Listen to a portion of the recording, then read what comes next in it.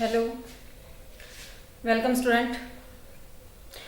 Today we are going to next point from the chapter of mineral and power sources. मेरे last video में हमने study की थी कि मिनरल क्या होता है, ये कहाँ पाया जाता है, इसको कैसे निकाला जाता है।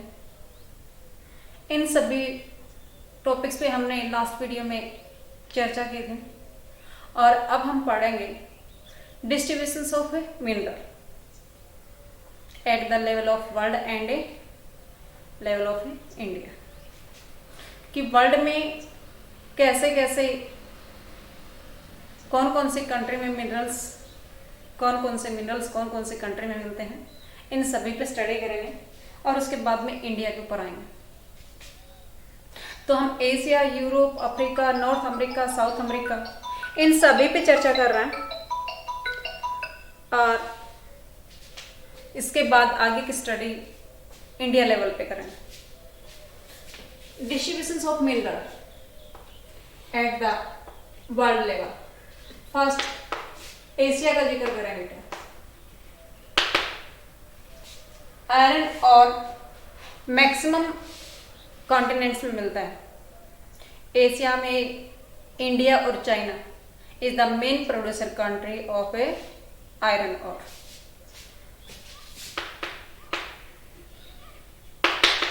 इंडिया और चाइना के अंदर आयरन और है वो मेन है। उसके साथ साथ यहां लेड, निकेल,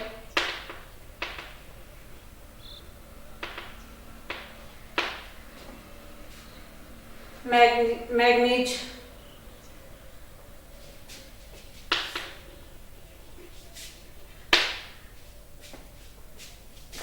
उसके बाद में हमारे पास आता है यूरोप।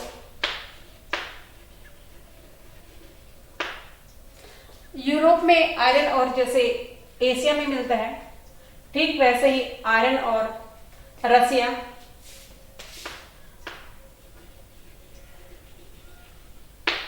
फ्रांस, यूक्रेन, इनमें आयरन और मिलता है।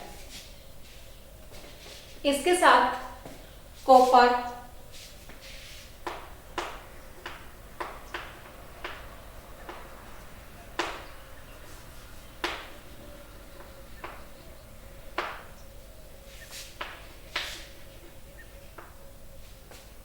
जिंक,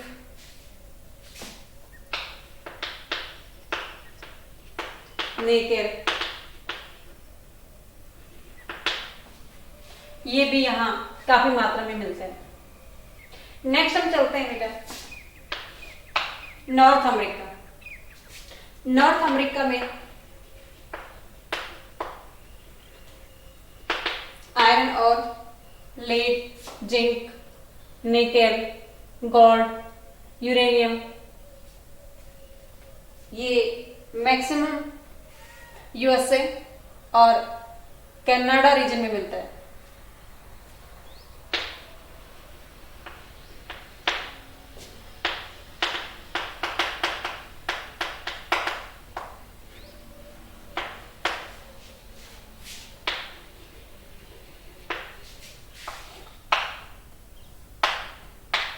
और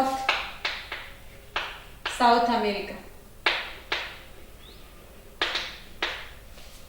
साउथ अमेरिका में ब्राजील है, उसमें आयरन और के साथ साथ गोल्ड, सिल्वर के माइन है। सबसे ज्यादा साउथ अमेरिका और अफ्रीका कॉन्टिनेंट से गोल्ड गेन किया जाता है।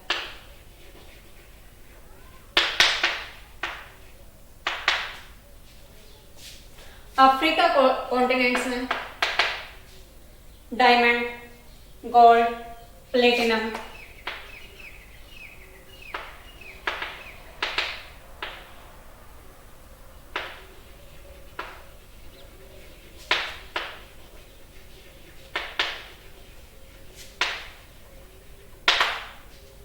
ये सभी मिनरल्स अफ्रीका कॉन्टिनेंट से मिलते हैं।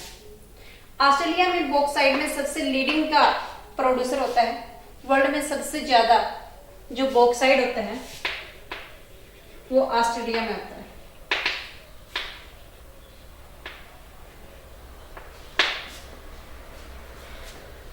ये तो था हमारा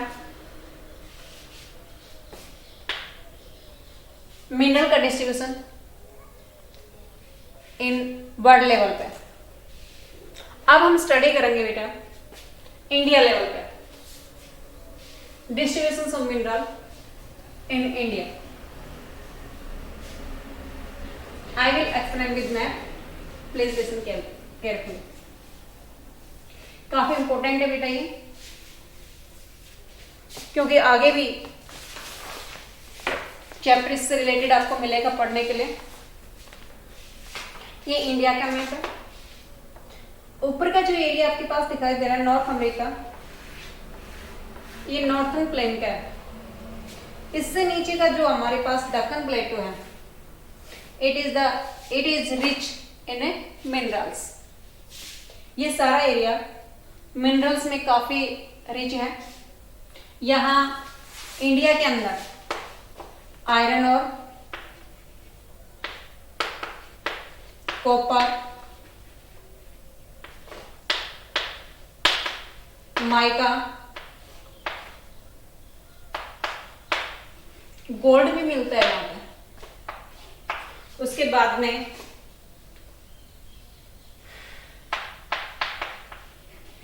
साउथ। ये तो था मिनरल्स, बट इसके साथ साथ मिनरल्स जो पावर रिसोर्सेज हैं वो भी यहां पे मिलते हैं। तो आयरन और क्या आप देखेंगे, ये जो एरिया है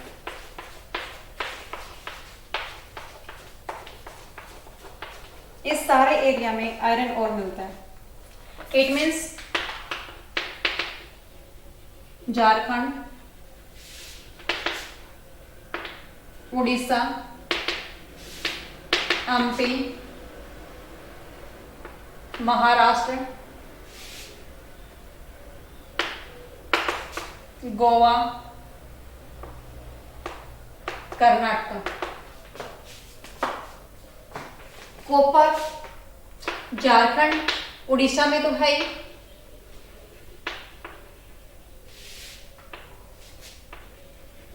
बट राजस्थान में भी इसकी माइन मिलते हैं।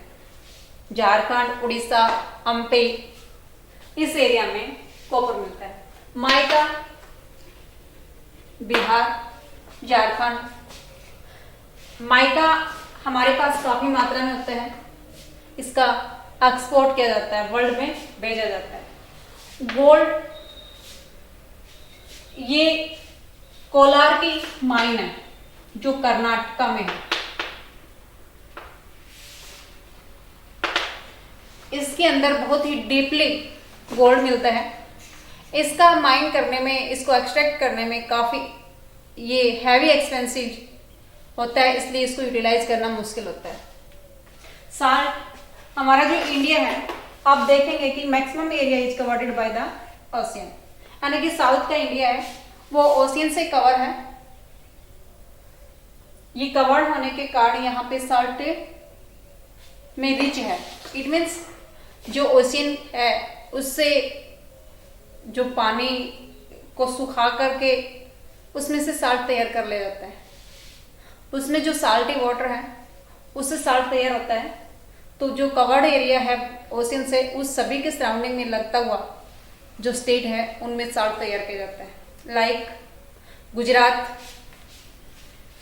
गुजरात, महाराष्ट्र, गोवा, कर्नाटक, केरल, तमिलनाडु, आंध्र प्रदेश, उड़ीसा, वेस्ट बंगाल, इन सभी में साल्ट तैयार किया जाता है। तो ये था इंडिया के अंदर मिनरल का डिस्ट्रीब्यूशन। अब हम इसका यूजेस पढ़ेंगे। यूजेस किस काम के लिए होता है बेटा? देखिए, आप लोग सुबह से लेकर शाम तक आपकी life is depend on the minerals. आपकी लाइफ से अगर मिनरल्स को निकाल देते हैं तो सोचिए आप अर्ली मैन हो जाएंगे। जिस चारपाई पे आप सोते हैं वो मिनरल्स की तैयार की हुई होती है। जिस व्हीकल से आप मूवमेंट करते हैं वो मिनरल्स की, जिसका आप आटा लेते हैं वो भी मिनरल की। इट मीन्स जो भी चीज आपके घर में होती है मैक्सिमम वो मिनरल से ही तैयार हुई होती है। आप सोचिए मिनरल्स को निकाल देने के बाद आपकी लाइफ कैसे होगी। इसलिए इसका यूटिलाइजेशन हमारे लिए काफी है। तो हम पढ़ेंगे uses of a minerals. First, industries, ये इंडस्ट्रीज में यूज होता है। Second, buildings. Third, kitchen. आपकी बॉडी में भी मिनरल की रिक्वायरमेंट होती है। आपकी बॉडी में 99.7% जो दूसरे न्यूट्रिएंट्स है उसमें 0.3% है उसमें मिनरल्स है। अगर वो आपके लाइफ में ना हो, सॉरी आपकी बॉडी में ना हो, तो आपकी बॉडी है वो बैलेंस डाइट नहीं लेगी। इसलिए आपकी बॉडी में मिनरल्स की रिक्वायरमेंट होती है। वो भी वहां भी आपको किचन से ही तैयार मिनरल से आपकी बॉडी में पहुंच पाता है। जो आयरन और की बात करें वही आयरन आपकी बॉडी में मिलता है, बट वो आपके फूड से प्रोवाइड किया जाता है। तो ये आपकी लाइफ में काफी इसकी इंपॉर्टेंस है, इसका यूजेज है। अब हम पढ़ेंगे बेटा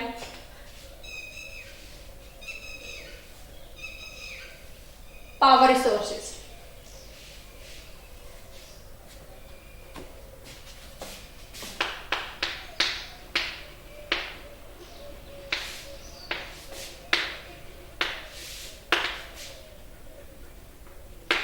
पावर रिसोर्सेज ऑफ मिनरल्स। देखिए पावर रिसोर्सेज में हमारे पास टू टाइप्स के आते हैं। Power resources, those resources are provides us a power are called a power resources. It is divided into two parts, conventional and non-conventional.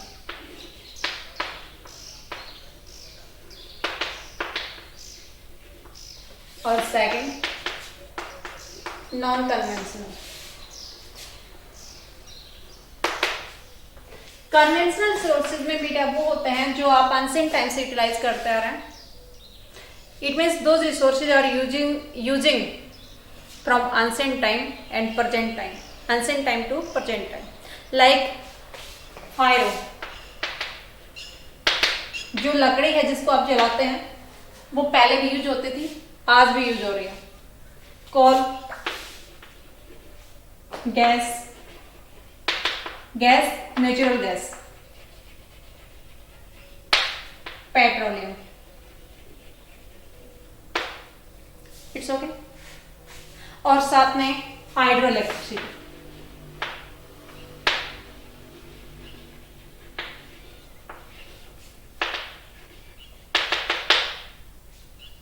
ये conventional resources के example है।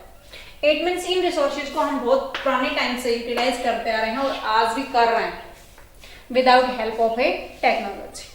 तो ये कन्वेंशनल रिसोर्सेज में आता है बेटा। अब चलते हैं non conventional resources.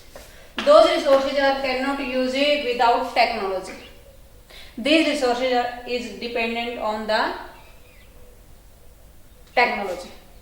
It means इसके अंदर हमारे पास आएगा बेटा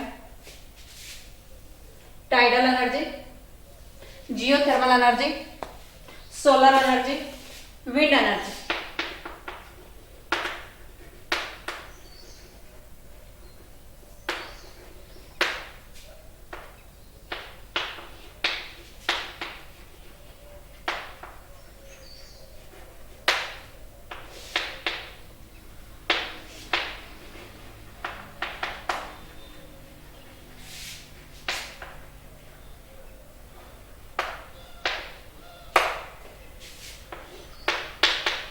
न्यूक्लियर एनर्जी,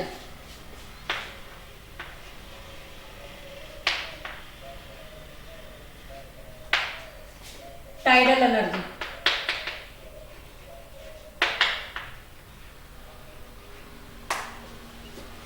विंड एनर्जी क्या होता है बेटा? विंड एनर्जी हमारे पास विंड पैनल होते हैं। ये जो एरिया है हमारा इंडिया का, साउथ इंडिया का, इसके अंदर गुजरात, तमिलनाडु, इनमें बिना किसी बैरियर के, वैसे तो यहाँ भी आती है बट इसमें ज़्यादा साफ होती है, इसमें बिना किसी बैरियर के डायरेक्ट विंड आती है, क्योंकि ये ओशियन के डायरेक्शन में इस टाइप से है कि जहां से ओशियन से आने वाली जो सीधी हवाएं हैं वो यहीं पे आके टक्कर लगाते हैं, तो इसके लिए कोई बैरियर नहीं है। दूसरा जो एरिया है जहां अर्थ के ऊपर से आते हैं, लैंड के ऊपर से जो विंड आती है, तो उसके लिए बैरियर होता है। कहीं प्लांट्स आ जाते हैं, कहीं रॉक्स आ जाते हैं, ऐसे करके वहां पे कुछ बैरियर्स हैं, बट यहाँ इस एरिया में कोई बैरियर नहीं है। इसलिए यहाँ से जो विंड आएंगे उससे विंड के पैनल है वो मूवमेंट करते हैं, और मूवमेंट करने से उसके अंदर टरबाइन से इलेक्ट्रिसिटी जनरेट होती है, तो वो विंड एनर्जी होती है। सोलर एनर्जी जो आप लोग देख रहे हैं, आप लोगों के आसपास सराउंडिंग में आपके घर में सोलर पैनल लगे हुए हैं, जो सोलर लाइट को फोटोवोल्टाइक के माध्यम से उसके अंदर इलेक्ट्रिसिटी में कन्वर्ट करते हैं। जियोथर्मल एनर्जी वो होती है बेटा जो हमारी अर्थ के अंदर से जो गर्मी आती है, जैसे वोल्कन आता है या हॉट वाटर आता है, उससे जो एनर्जी लेकर के इलेक्ट्रिसिटी तैयार की जाती है, पावर तैयार की जाती है, वो जियोथर्मल एनर्जी होती है। न्यूक्लियर एनर्जी एक अलग टाइप्स की होती है, इसमें छोटे छोटे एटम होते हैं और उस एटम से एक एनर्जी तैयार की जाती है। ये न्यूक्लियर एनर्जी आपके बम तैयार करने के लिए की जाती है, और अगर इसको पॉजिटिव वे में यूज किया जाए तो ये हमें एनर्जी, पावर एनर्जी के रूप में यूटिलाइज होता है। न्यूक्लियर एनर्जी यूरेनियम और थोरियम के जो एटम्स होते हैं उससे तैयार की जाती है। आपकी बुक के अंदर मैप दे रखे हैं, ये काफ़ी इंपॉर्टेंट है, जहाँ प्लांट लगे हुए हैं न्यूक्लियर एनर्जी के, आप लोगों को इसको फिल करके दिखाना है। ये है बेटा नरोरा यूपी, रावतबाटा राजस्थान, कागरापाड़ा गुजरात, तारापुर महाराष्ट्र, केगा कर्नाटक और कलकम तमिलनाडु। ये सेंटर है जहाँ न्यूक्लियर एनर्जी तैयार की जाती है यूरेनियम और थोरियम के एटम से। आपको ये फिल करना है, इट्स ओके। और साथ में ये मैप आपके पास वर्ल्ड का मैप दे रखा है, जिसके अंदर दूसरे दूसरे मिनरल्स के सोर्स मिलते हैं, इसमें इंडेक्स के साथ दे रखा है, ये आप फिल करेंगे। 2 मैप में इसको फिल करना है। ये तो आपके पास वर्ल्ड के मैप में, और वो न्यूक्लियर एनर्जी इंडिया के मैप में फिल करना है। तो न्यूक्लियर एनर्जी के हमारे पास प्लांट लगे हुए होते हैं जहाँ पे एनर्जी तैयार की जाती है। टाइडल एनर्जी क्या होती है? टाइडल एनर्जी आपने देखा होगा, इसके अंदर ओशियन में टाइड आते हैं, वो जब टाइड आते हैं तो ये बैरियर होता है। लाइक हमारे पास साउथ इंडिया है, साउथ इंडिया में यहाँ पे जब टाइड आता है तो यहाँ पानी का लेवल है वो हाई हो जाता है, हाई होने के बाद इस एरिया में क्रॉस कर जाता है। क्रॉस करने के बाद उसको रिवर्स होने के लिए, इट मीन्स वापस जाने के लिए यहाँ पे बैरियर होगा, पानी यहाँ स्टोर हो जाता है। ये बैक होने के लिए यहाँ पे टरबाइन लगा दिया जाता है, और जहाँ से वो पानी मूवमेंट करता है वो उसके ऊपर से गिरेगा, उस टरबाइन के मूवमेंट से इलेक्ट्रिसिटी जनरेट होगी, तो वो टाइडल एनर्जी होगी। यानी कि टाइड के कारण जो पानी से बहाव होता है उससे एनर्जी तैयार की जाती है, वो टाइडल एनर्जी कहलाती है। ये जो एनर्जी के रिसोर्स हैं सारे, ये नॉन कन्वेंशनल पावर रिसोर्सेज में आते हैं। क्यों? क्योंकि अभी ये एंशिएंट टाइम में इसका यूटिलाइज नहीं किया जा रहा था, अभी प्रेजेंट टाइम में इसको यूटिलाइज किया जा रहा है, वो भी टेक्नोलॉजी के साथ। It's okay. अब हम लास्ट में पढ़ेंगे बेटा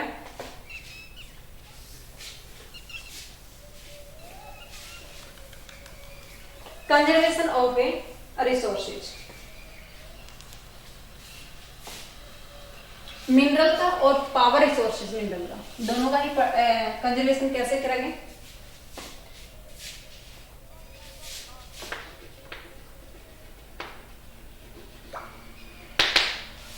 कंजर्वेशन ऑफ मिनरल, और दूसरा है कंजर्वेशन ऑफ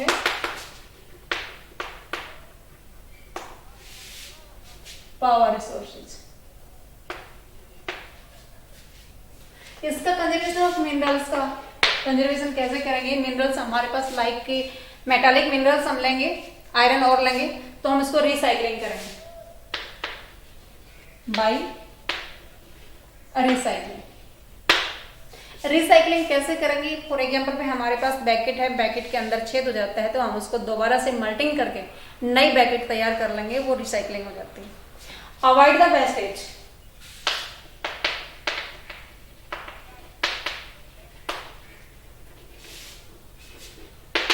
वेस्टेज को ना करके, उसको अवॉइड करके हम इसको मिनरल्स को बचा सकते हैं। उसके बाद में हमारे पास नेक्स्ट आता है सब्स्टिट्यूट।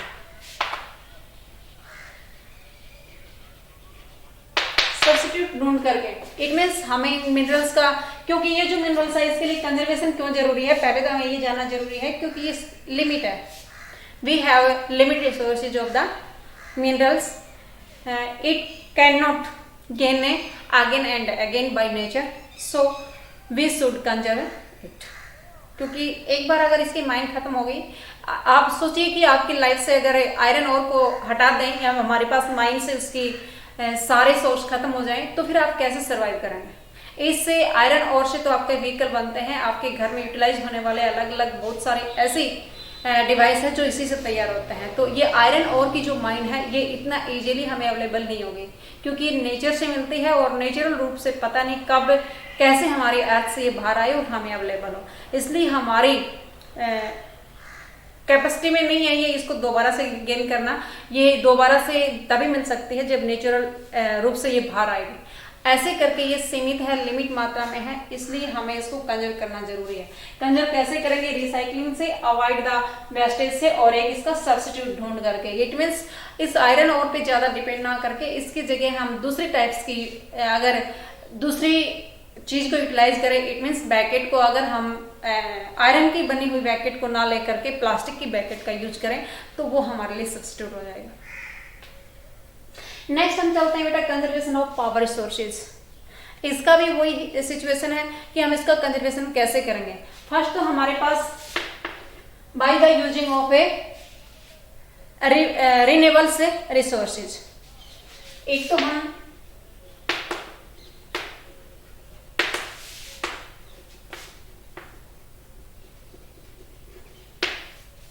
हमने कोल पेट्रोलियम के बारे में स्टडी की, तो वो तो लिमिट है उसकी, तो उसके बाद में वो एंड हो जाएगा उसका। अगर हम उसकी जगह सोलर एनर्जी का, टाइडल एनर्जी का, जियोथर्मल एनर्जी का, इनका यूटिलाइज करें तो बार बार हम उसको तैयार कर सकते हैं। ये रिन्यूएबल्स हैं। तो ऐसे हमें कौन सा यूज करना चाहिए? रिन्यूएबल्स पावर रिसोर्सेज को यूटिलाइज करें। दूसरा हम करेंगे by the using of public vehicle.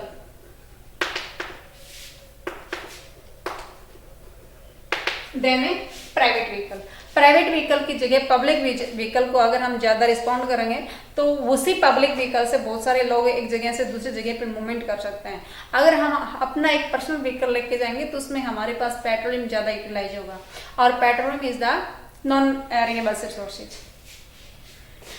और हम ऐसे इसको कैसे कंजर्व कर सकते हैं? और कर सकते हैं स्विच ऑफ द फैन या AC, fridge, TV, LED, etc without using. अगर हम घर में नहीं हैं और वो हमारे पास घर में इसका स्विच ऑन है, वो चल रहे हैं, तो वो वेस्टेज आती है। इसलिए हमें उन सबको स्विच ऑफ अगर करेंगे तो वो पावर सोर्सेज को कंजर्व करने में हेल्प मिलेगी। It's okay, your chapter has been finished.